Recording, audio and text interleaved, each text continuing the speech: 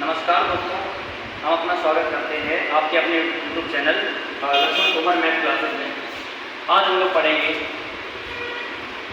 Class 9 और 10th class में chapter number 1 संख्या पद्धति, जिसमें हम लोग पढ़ने वाले हैं basic level to high level math. कक्षा 9 में पहले चैप्टर नंबर सिस्टम में सबसे पहले पॉइंट आता है कि संख्या क्या होती है। संख्या क्या होती है, तो इस चैप्टर के अंतर्गत हम लोग विस्तार रूप से संख्याओं और संख्या के विस्तार के बारे में पढ़ेंगे। तो सबसे पहले हम लोग स्टार्टिंग करते हैं कि संख्या क्या होती है, अर्थात नंबर क्या होता है। तो जैसे कि हम लोगों ने देखा है अपने आसपास की वस्तुओं में, अगर हम किसी कक्षा में या किसी घर में देखें कि 45 पेज या 10 पेज या 20 किताबें दी गई हैं, तो हम देखते हैं कि किताबों की या मेजों की या पेनों की संख्या की गणना हम अंकों द्वारा करते हैं, अंकों के द्वारा करते हैं। इन अंकों को ही हम लोग संख्याएं कहते हैं। तो हम सीधा कह सकते हैं यहाँ पे कि वे अंक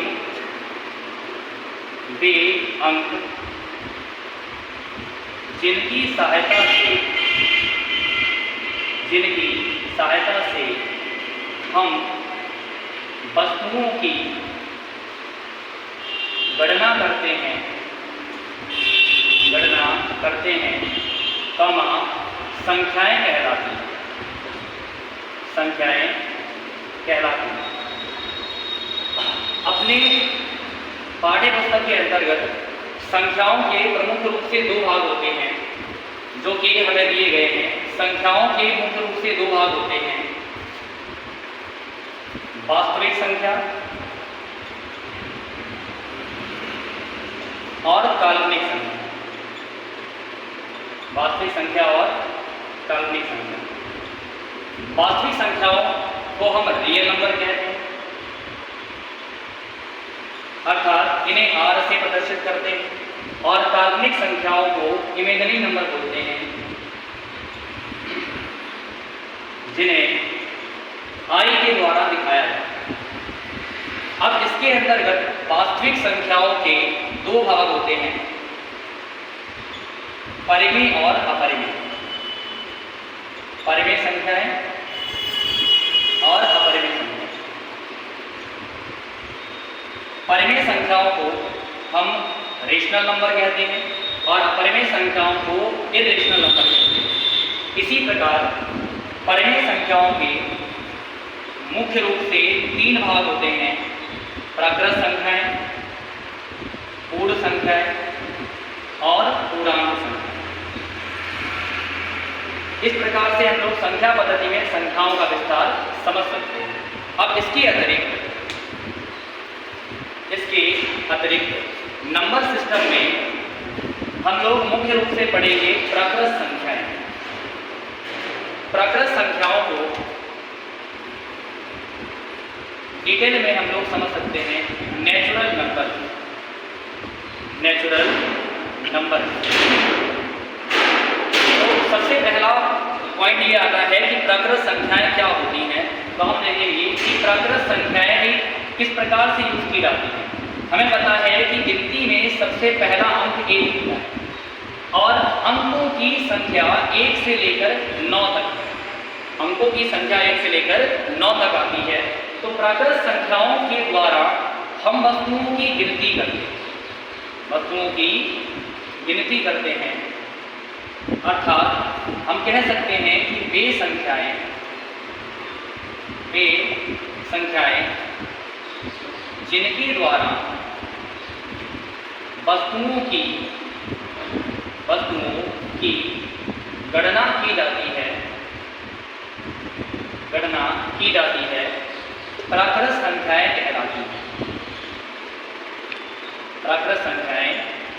कहलाती हैं।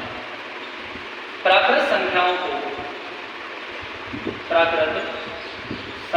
को कैपिटल N से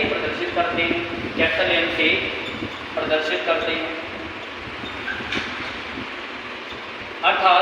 यदि हम प्राकृत संख्याओं को लिखेंगे तो हम यहाँ पे लिख सकते हैं कि n बराबर 1 2 3 4 5 डॉट डॉट इनफाइनाइट, अर्थात ये संख्याएं अनंत तक जाती हैं।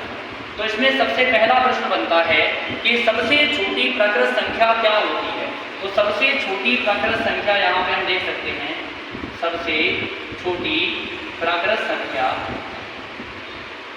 बराबर 1, सबसे छोटी प्राकृत संख्या बराबर 1। इस प्रकार से प्राकृत संख्याओं के बारे में हम लोग जानकारी ले सकते हैं। अब हमने देखा कि प्राकृत संख्याओं के अंतर्गत भी कुछ भाग होते हैं, जिनमें से हम प्रमुख रूप से 4 भाग पढ़ने वाले हैं। प्राकृत संख्याओं के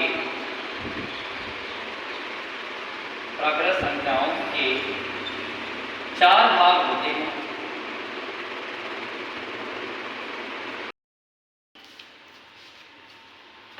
प्राकृत संख्याओं के पश्चात हम लोग प्राकृत संख्याओं के अंतर्गत जो भाग आते हैं उन्हें पढ़ेंगे।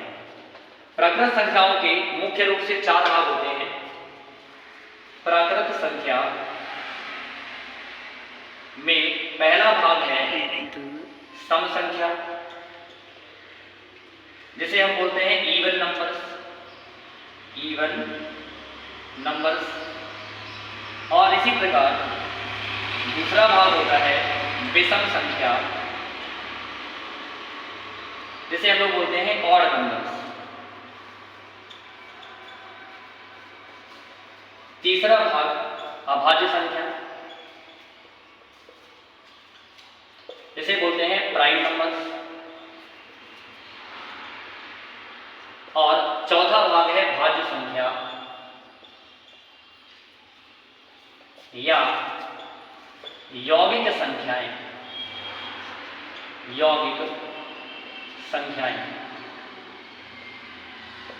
Compound numbers.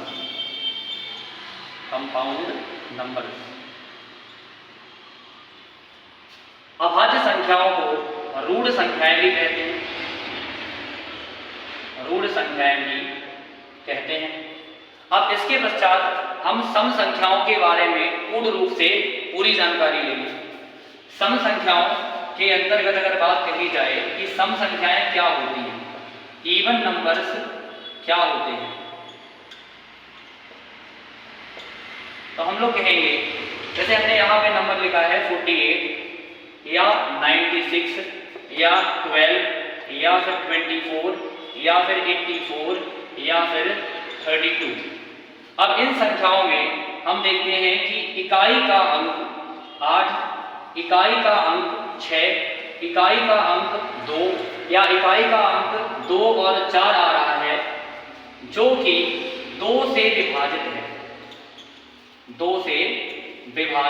है।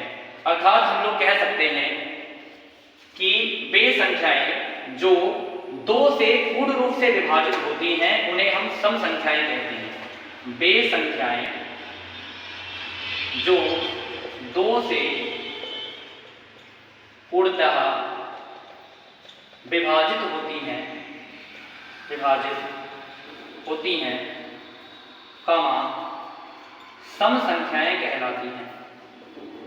सम संख्याएं कहलाती हैं।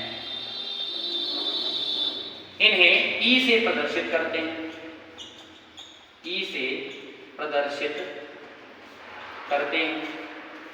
अतः हम कह सकते हैं कि ई बराबर सबसे छोटी सम संख्या 2, 4, 6, 8 डॉट डॉट इनफाइनाइट।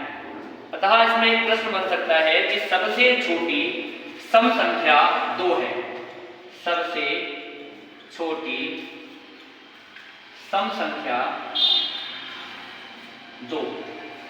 सम संख्याओं को यौगिक संख्याएं भी कहते हैं।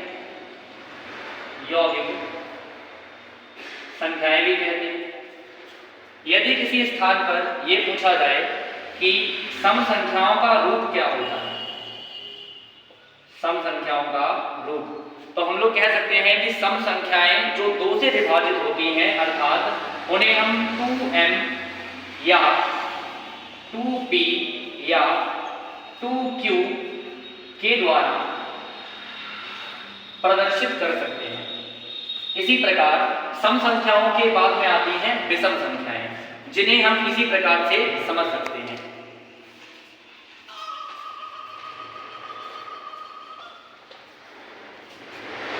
अब हमारा सेकंड पार्ट आता है विषम संख्याएं।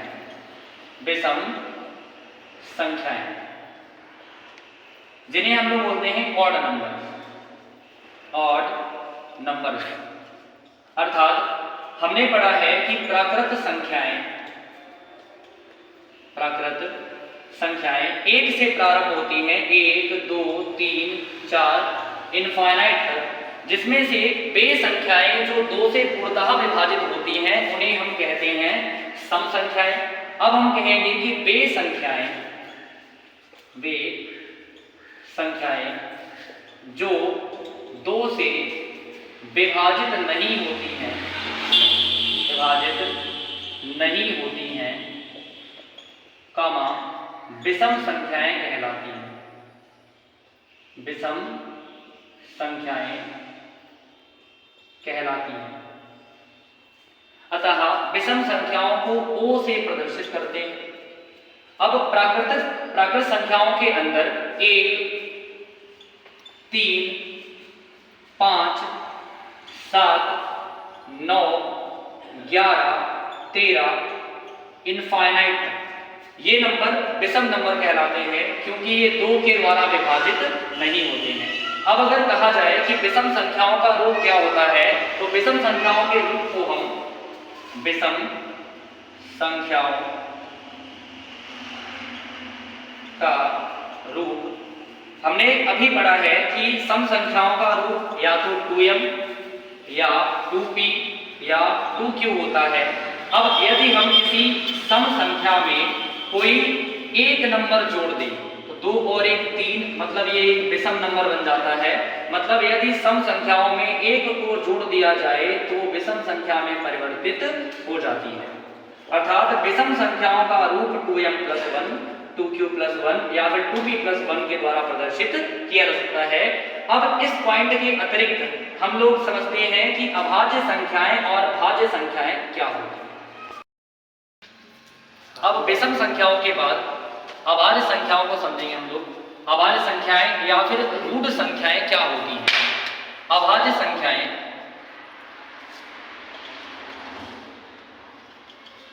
या रूढ़ संख्याएं, जिन्हें हम प्राइम नंबर कहते हैं, प्राइम नंबर्स कहते हैं, ये सभी भाग प्राकृत संख्याओं के अंतर्गत आते हैं, जिसमें हम जानते हैं कि प्राकृत संख्याएं 1 से स्टार्ट होती हैं और इनफाइनाइट तक जाती हैं। इसके अतिरिक्त प्राकृत संख्याओं में सम और विषम नंबर होने के अतिरिक्त अभाज्य संख्याएं भी शामिल होती हैं। अर्थात अगर हम लिखें 2 या 3 या 5, तो हम देखते हैं कि 2 का 1 और 2 के अतिरिक्त कोई अन्य फैक्टर नहीं होता है, 3 का 1 और 3 के अतिरिक्त कोई अन्य फैक्टर नहीं है, और 5 का 1 और 5 के अतिरिक्त कोई अन्य फैक्टर नहीं है। अर्थात वे संख्याएं जिनमें केवल एक ही उभयनिष्ठ गुणनखंड होता है, एक ही उभयनिष्ठ गुणनखंड होता है 1।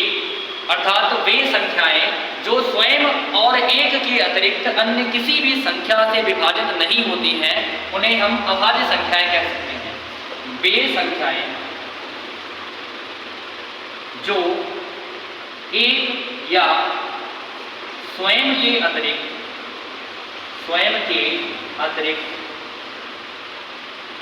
किसी अन्य संख्या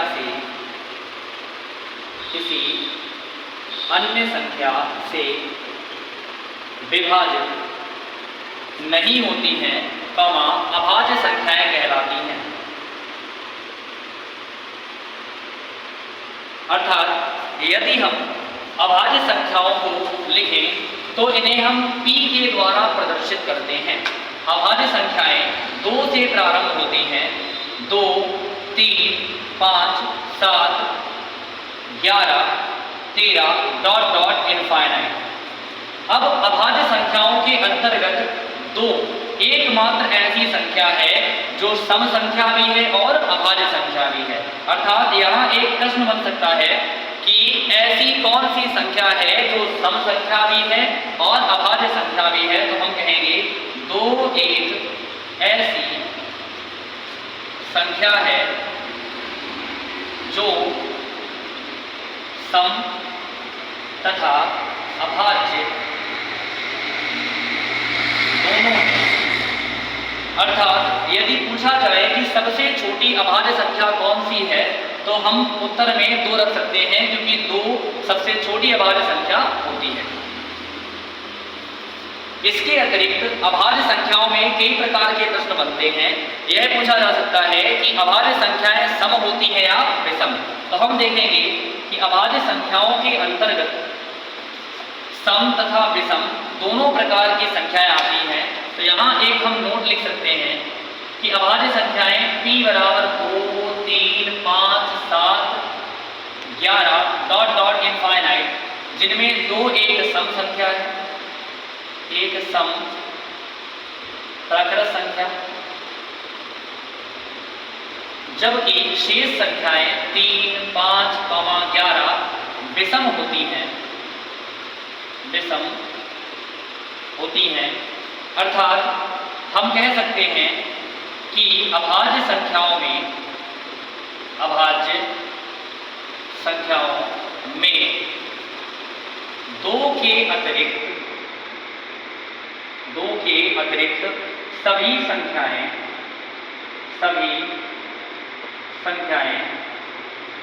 विषम होती हैं। इसी प्रकार हम अभाज्य संख्याओं को रूढ़ संख्याएं भी कहते हैं। रूढ़ संख्याएं भी कहते हैं। अब अभाज्य संख्याओं के अतिरिक्त प्राकृत संख्याओं में भाज्य संख्याएं भी होती हैं, जिन्हें हम निम्नलिखित प्रकार से समझ सकते हैं। भाज्य संख्याएं क्या होती हैं, या भाज्य संख्याओं को हम यौगिक संख्याएं भी कहते हैं। यौगिक संख्याएं भी कहते हैं, अर्थात कंपाउंड नंबर्स। तो जैसा कि हम लोगों ने पीछे पढ़ा है कि अभाज्य संख्याएं वे संख्याएं होती हैं जो 2 से विभाजित नहीं होती हैं, तब हम कह सकते हैं कि वे संख्याएं जो 2 से पूर्णतः विभाजित होती हैं, या जिनका स्वयं के अतिरिक्त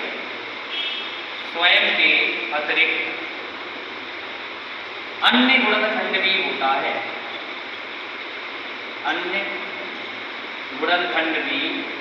होता है। जैसे यदि हम नंबर 4 को लिखते हैं तो 4 के अभाज्य गुणनखंड में 1, 2 या 4 स्वयं होता है। अर्थात हम कह सकते हैं कि 4 का स्वयं के अतिरिक्त भी अन्य गुणनखंड 2 है, अतः 4 एक भाज्य संख्या है। इसी प्रकार 9 को हम लिख सकते हैं 1 गुणा 3 गुणा 3, अर्थात 9 का स्वयं के अतिरिक्त भी एक अन्य अभाज्य गुणनखंड 3 है, अतः ये संख्याएं भाज्य संख्याएं होती हैं। भाज्य संख्याओं को C से प्रदर्शित करते हैं और भाज्य संख्याओं को हम लोग 4 से प्रारंभ करते हैं। 4, 6, 8, 9, 10, 12 ये सभी संख्याएं भाज्य संख्याएं कहलाती हैं। अब प्रश्न आता है कि 1 से प्रारंभ क्यों नहीं हुई है, कि भाज्य संख्याएं भी 1 से प्रारंभ नहीं हुई और अभाज्य संख्याएं भी 1 से प्रारंभ नहीं हुई हैं, तो इसका कारण क्या है। तो हम कहेंगे, यहाँ पे हम एक नोट लिख सकते हैं कि एक ना तो भाज्य संख्या है और ना ही अभाज्य संख्या है। इसके अतिरिक्त प्राकृत संख्याओं के मुख्य रूप से 2 अन्य भाग भी होते हैं, जिन्हें हम इनके अतिरिक्त समझ सकते हैं। अब प्राकृत संख्याओं में भाज्य संख्याओं के अतिरिक्त हम अन्य दो प्रकार की भी संख्याएं पढ़ेंगे जो हो सकता है आज से पहले आपने ना देखी हो, जिसमें सबसे पहले हम कहते हैं प्राकृत संख्याओं में दो अन्य संख्याएं और हैं, जिसमें से पहली संख्या को हम लोग कहते हैं चक्रीय संख्या, चक्रीय संख्याएं अर्थात साइक्लिक नंबर, साइक्लिक नंबर। और दूसरे भाग को हम इसके बाद समझेंगे। तो अगर कहा जाए कि चक्रीय संख्याएं क्या होती हैं तो हम कहेंगे कि यदि कोई n अंकों की संख्या दी है, यदि कोई n अंकों की संख्या दी गई है, मान लेते हैं नंबर लिखा है 14, 28, 57। इस नंबर में हमें दिख रहा है कि 6 अंक हैं, अंकों की संख्या इसमें 6 दी गई है। यदि हम इस संख्या में किसी अंक जैसे 2 या किसी अन्य अंक 3 या किसी अन्य प्राकृतिक अंक 4 से गुणा करते हैं तो प्राप्त होने वाली संख्याएं इन्हीं अंकों से बनी होगी। अर्थात जो अंक हमें दिख रहे हैं 1, 4, 2, 8, 5, 7, बनने वाला नंबर इन्हीं अंकों से बना होगा।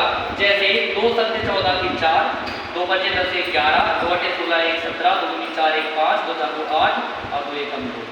अब जो नंबर बना हुआ है 28, 57, 14, हम देख सकते हैं कि इसमें 2, 8, 5, 7, 1, 4 वही नंबर आ रहे हैं। इसी प्रकार यदि हम 3 का गुणा करते हैं तो 3 7 21, 3 5 15, 2 17, 3 8 24 और 1 25 और उसके अलावा 3 3 6 1 7, 3 4 12, 3 1 3 1 4,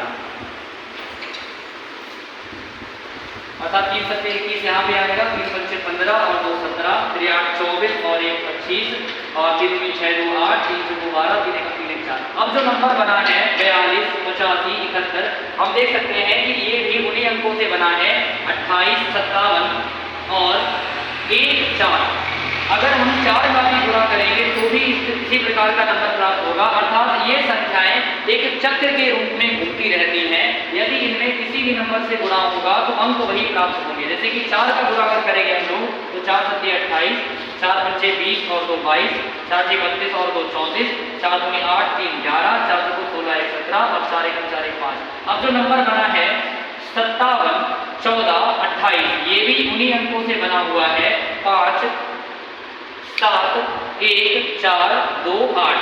अर्थात हम कह सकते हैं कि वे संख्याएं जिनमें n अंक हैं और यदि उनमें किसी प्राकृत संख्या जैसे कि 2 3 4 से गुणा किया जाए तो बनने वाले अंक वही होते हैं जो मूल अंक में होते हैं, बनने वाले अंक वही होते हैं जो मूल अंक में होते हैं। तो इस प्रकार से हम चक्रीय संख्याओं को समझ सकते हैं।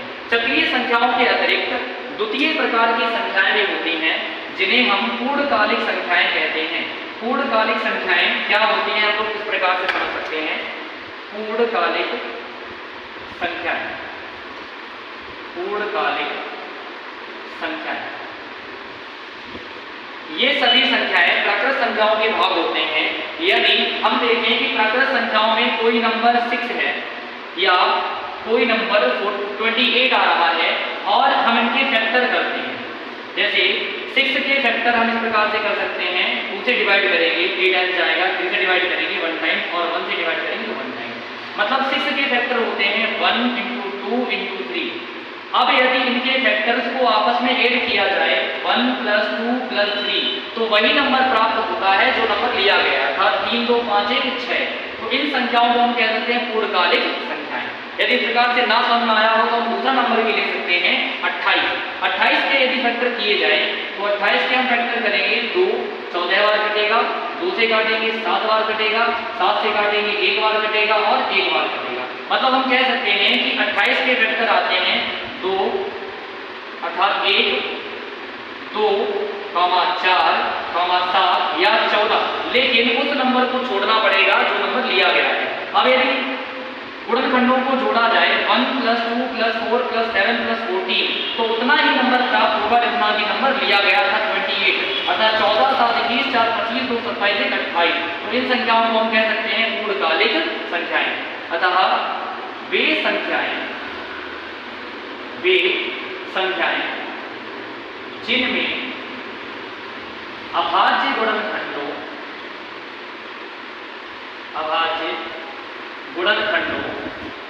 का योग उसी संख्या के उसी संख्या के समान होता है, जबकि वो संख्या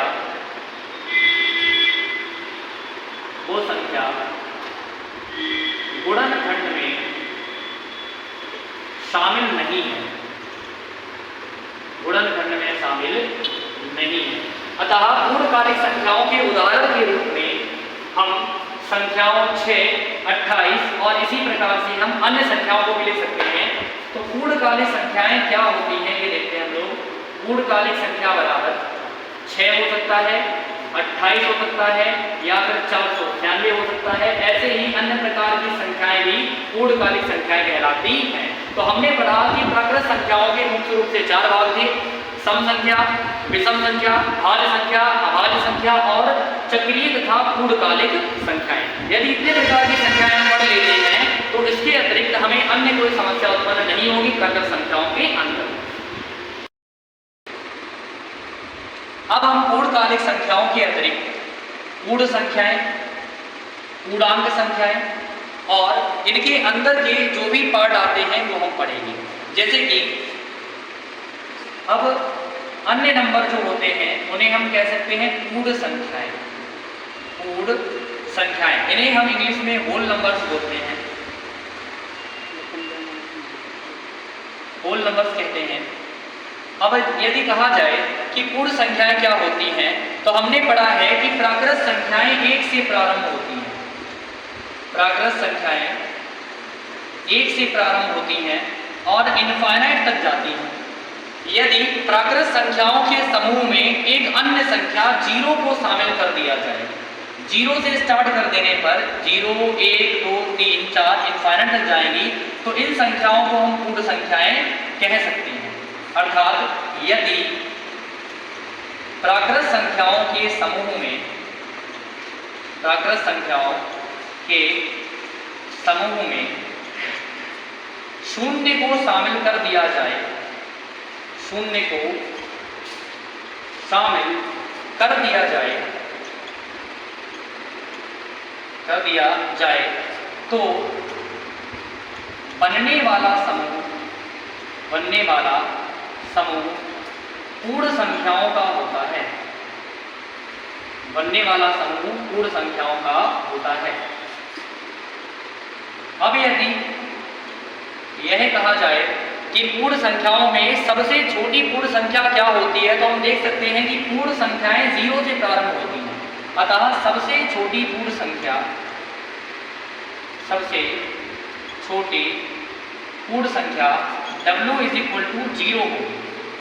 अर्थात प्राकृत संख्याओं में 0 जोड़ने पर सबसे छोटी पूर्ण संख्या 0 हो जाती है। पूर्ण संख्याओं के अतिरिक्त वास्तविक संख्याओं के अंतर्गत अन्य भाग भी होते हैं जिन्हें हम इसी प्रकार विस्तार रूप से पढ़ेंगे।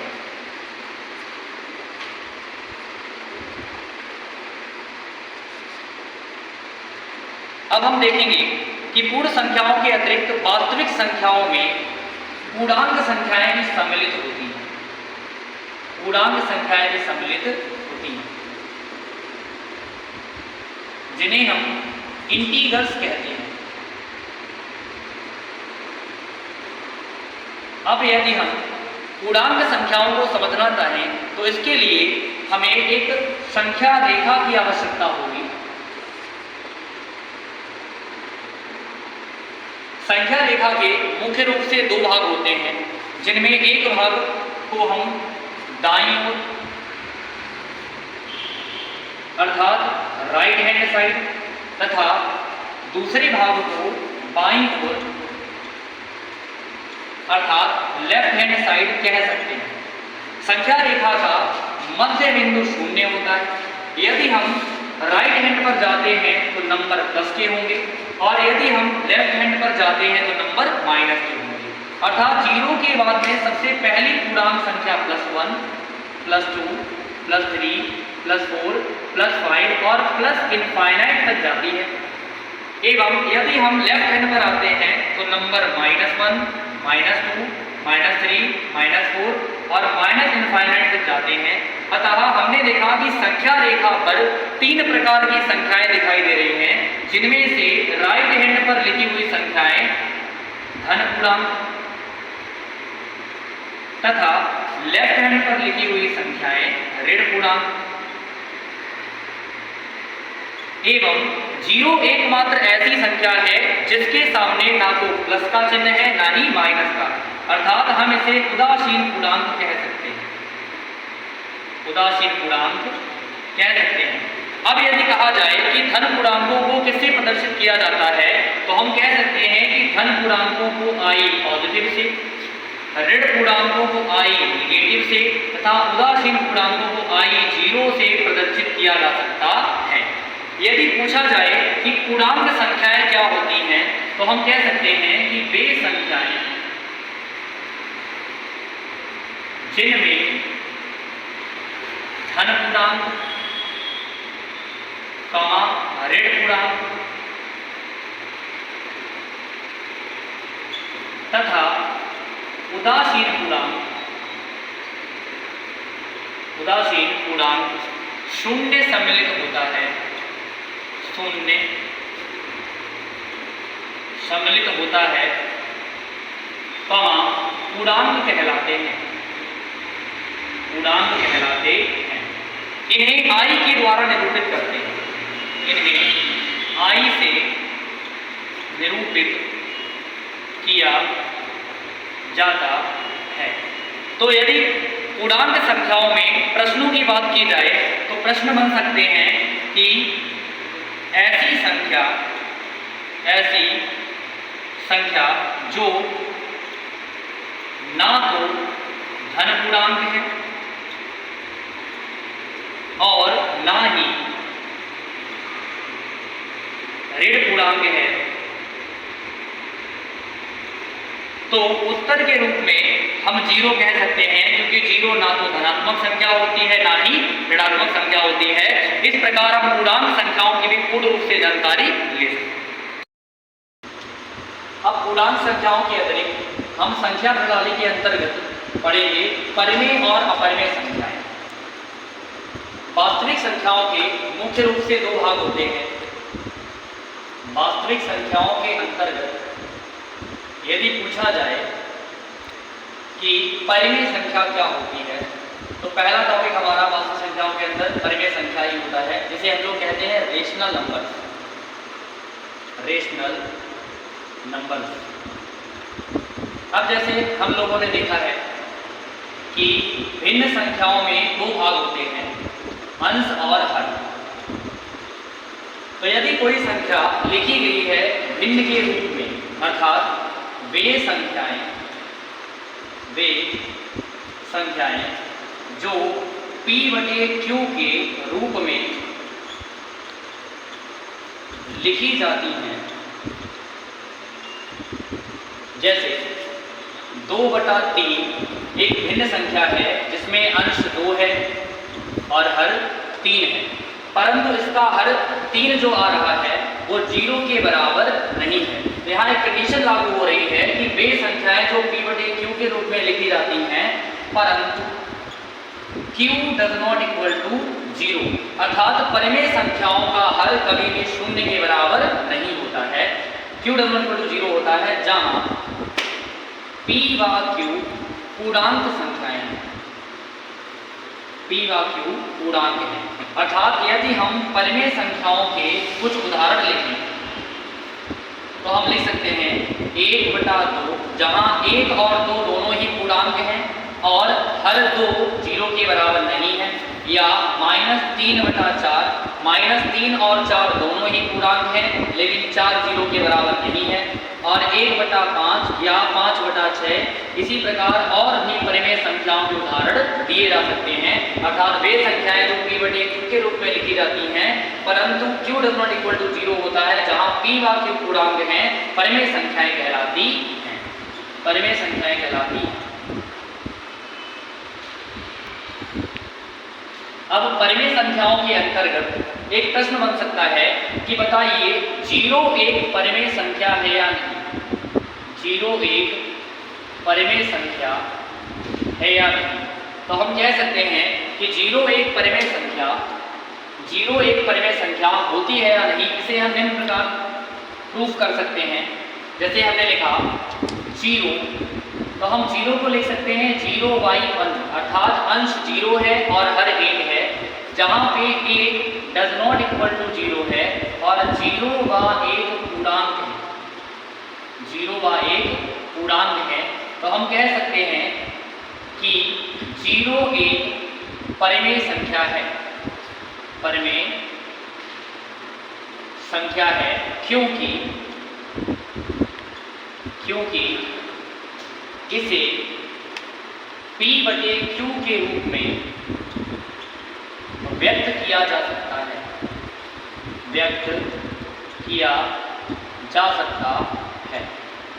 इस प्रकार हम परिमेय संख्याओं की जानकारी ले सकते हैं। अब यदि कहा जाए कि परिमेय संख्याओं के अंतर्गत कौन कौन सी संख्याएं शामिल होती हैं, तो हम कह सकते हैं कि परिमेय संख्याओं के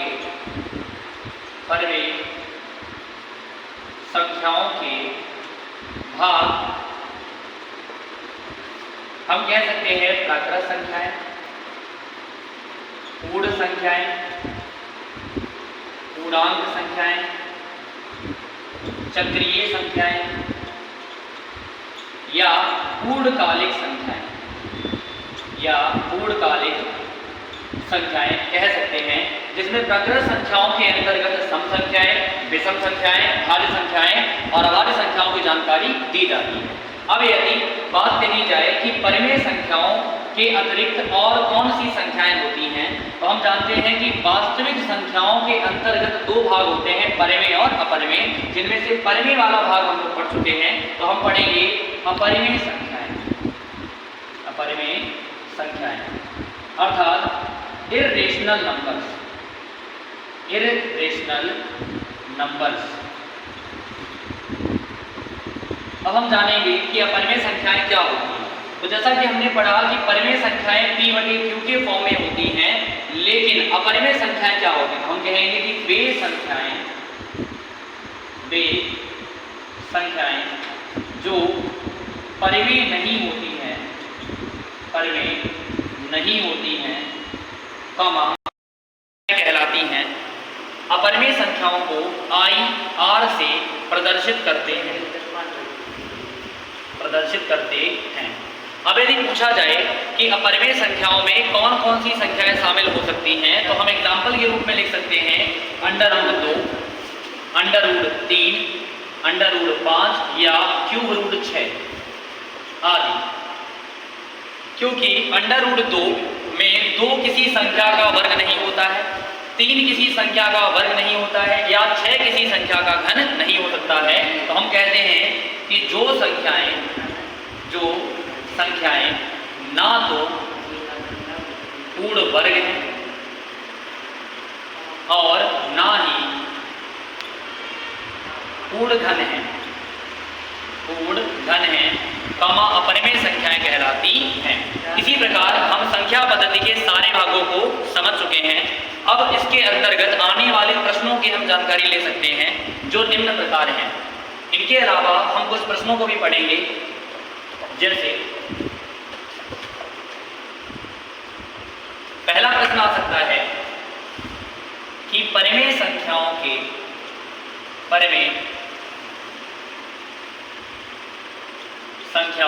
के कितने भाग होते हैं?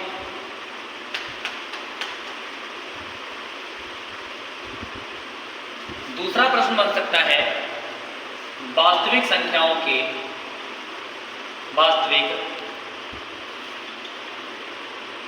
के कितने भाग होते हैं? इसी प्रकार कहा जा सकता है सबसे छोटी पूर्ण संख्या क्या है, एवं यह कहा जा सकता है कि ऐसी संख्या जो सम तथा अभाज्य दोनों होती है, सम तथा अभाज्य होती है। इन प्रश्नों के उत्तर किस प्रकार दिए जा सकते हैं, आप सभी लोग कमेंट में हमें उत्तर जरूर दें।